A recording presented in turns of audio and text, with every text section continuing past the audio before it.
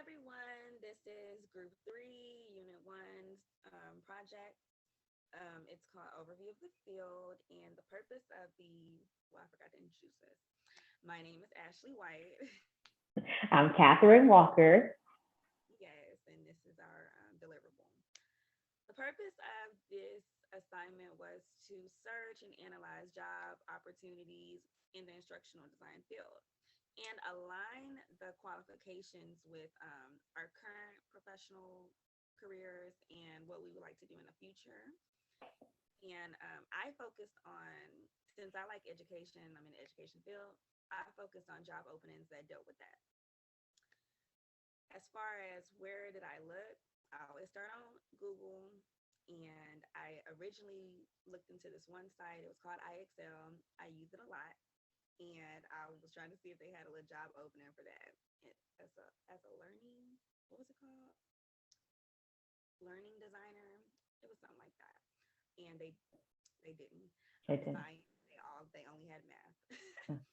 So, were you looking for instructional designer job? Instructional design job? yeah, like it was only math and everything. And it Mm, had admin. okay. I want to actually do the thing. I actually want to do science. Yeah. It's, Yeah. I promise. But I did find a nice job on ZipRecruiter. I didn't really, it closed down. So I didn't really have too much luck with that. Okay. But moving forward, I always stick with Indeed. Indeed hasn't let me down. It hasn't. So going to the next one. As far as do the job qualifications, um, do they match my path of what I'm doing right now, or if it's something that I want to do? No, it does not. I looked through all of these jobs and I knew I knew the jobs was gonna ask for us to have prior experience. Mm-mm.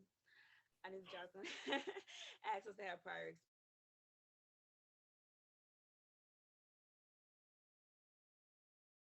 Oh, I think you froze, Ashley. Hello? experience. Looking at these qualifications. Oh, you froze. Oh no! Did I freeze? Yeah. It's okay, but we can start back at a qualifications observed. Okay. Go right ahead. But yeah, the qualifications I observed, they were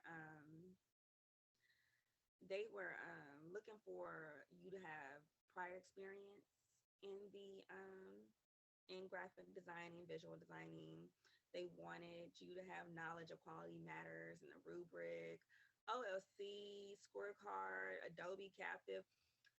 I was like kind of flustered because I was like, I don't know what half of these are.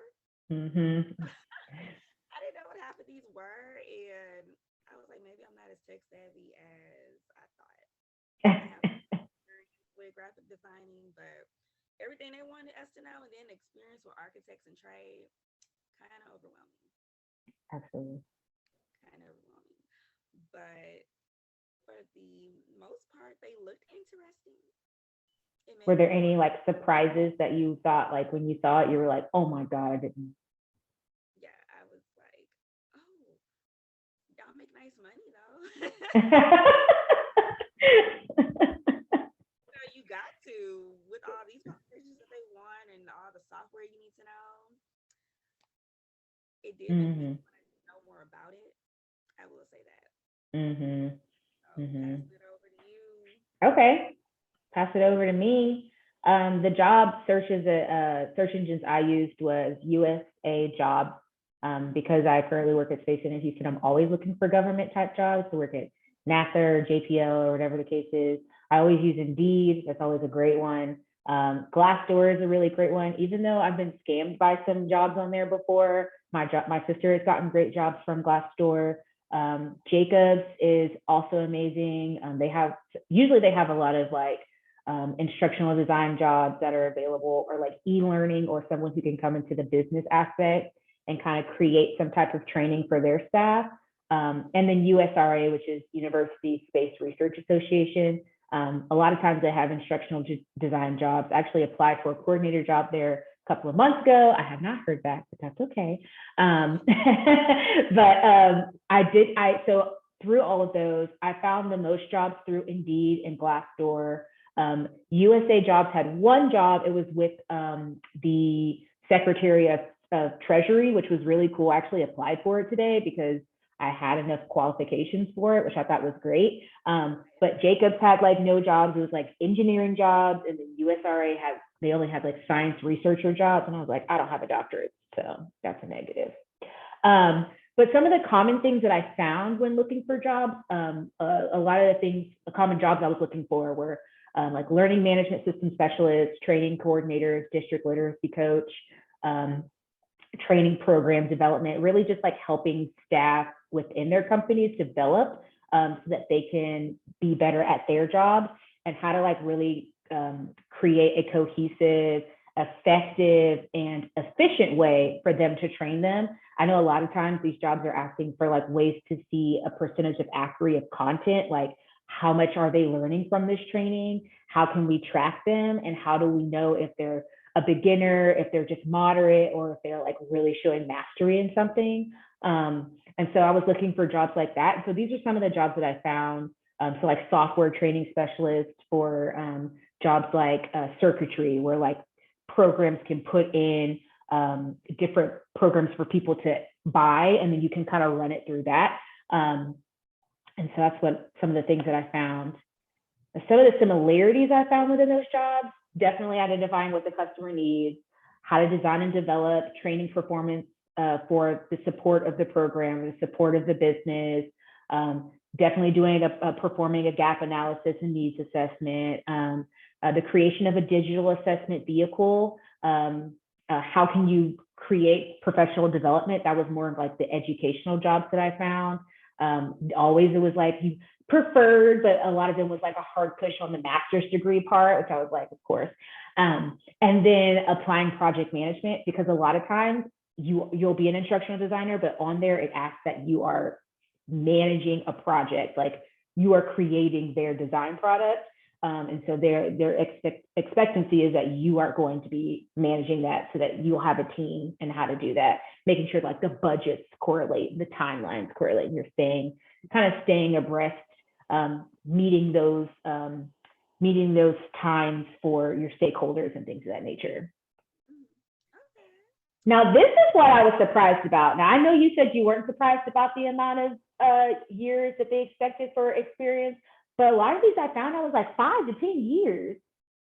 Yeah. I was like, so what do us new people, newbies do when we just come out of our master's degrees and we don't have like all this experience of working with Captivate and Adobe Suite? And I was like, all I know is Microsoft Suite and Google Suite right now, and like Nearpod and Prezi, and I was like, I don't know. So it's funny because I actually started looking up these other programs. I was like, okay, what is it about these programs that make these companies want to like attain them and spend the money on them? Because like I don't use those things, but I do a lot of instructional design at work. So I was like, this is interesting.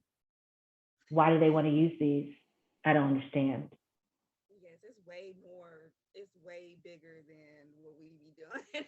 Yeah, I was like, let me look up what are the top 5 instructional design pieces that are being used. And I was like, okay, I'm gonna have to go through all these and I was like, man, I really hope that these are things I learned through this program, because it's very obvious that these companies have a specific amount of programs they expect you to know. And so like, it's like, how can I gain experience while getting my master's degree so that I come out, I can say, I've got 2 years. I've got about 2 years. They want you to have at least 5 to 10. Yeah. That to me was very wild. Yeah. It's about Oh, I can't hear you. I can't hear you.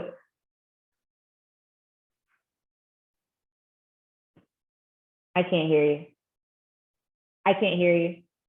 That's okay. Oh, I hear you. I hear you now. But then like going into like my experience gaps, like that kind of connects to like where I felt like, okay, this is where I honestly, obviously need help in. as like really attaining experience in the current design programs. I kind of put them here that were common within the application. So like Adobe Captivate, Articulate Storyline, which I could have sworn I've been introduced to Articulate Storyline before, but I guess I just never like had a lot of practice in it. Adobe Creative Suite, Addie and Sam, which were mentioned in this past chapter. I know she mentioned it in one of her videos too. So I was like, oh, okay, I at least know what those are. And then understanding gap analysis, which I just recently started doing research on today, because I was like, is this something I've already been doing? And I realized I've been doing gap analysis and needs assessments, and I had no idea that's what it was called. And so I was like, oh, interesting to know that like this is something I've been doing, but there was no like name to place to it until I got into this class and realized, oh, this is what I've been learning from my current boss. So that was pretty cool to like, you know, be like, this is a gap, but then to realize it's not really a gap. It's something that I do right now. So yeah. It's crazy, you know, we could really be doing some things and not even know, oh, this is what they're called. So at least you got some experience. Yeah, absolutely. And I think a lot of it came from like the pandemic, because we had to go virtual. And so once you like push everything virtual, that's when you have to start, you know, kind of cultivating those creative juices within yourself. You're like, okay, how can I make this not boring? Because I need to make a middle schooler who, you know, has a million other things going on right now in their life feel interested enough to engage with me and to learn this content. Because it's not like, you know, it's not like they have so many other things in their environment going on right now. So, but yeah. Yeah. I'm home. I just want to like be in my bed and like click a button and let the teacher talk and do that. And that's it. Yeah. So it's like, how can I create something for them that's going to, yeah, give them something else? But yeah, so that's mine. Well, I will say this assignment was like a real eye opener, especially for me in a field that I thought I didn't even think twice of, don't even know of. So I do want to know more about it, and I'm looking forward to broadening my horizons. Yes, absolutely. I definitely agree. And it like I mentioned before, like in comparison to that gap analysis thing, like I've realized, oh wow, there are more things that I do, and I probably need to go back and see what are the things that I've been doing, and are those on those applications, and I just wasn't recognizing them as something I've done before, and being able to see where can I close in some of those experience gaps. So I'm interested to see like through the different classes and through these different weeks, what is it that I already know, and what is it that I can like connect to my prior knowledge and kind of grow and develop upon. So yeah. I think you'll get just that. Yeah. But yeah. The information is always helpful. So Yeah. So I think that's all for us. Thank you for coming to our TED Talk about our jobs and where we found these applications.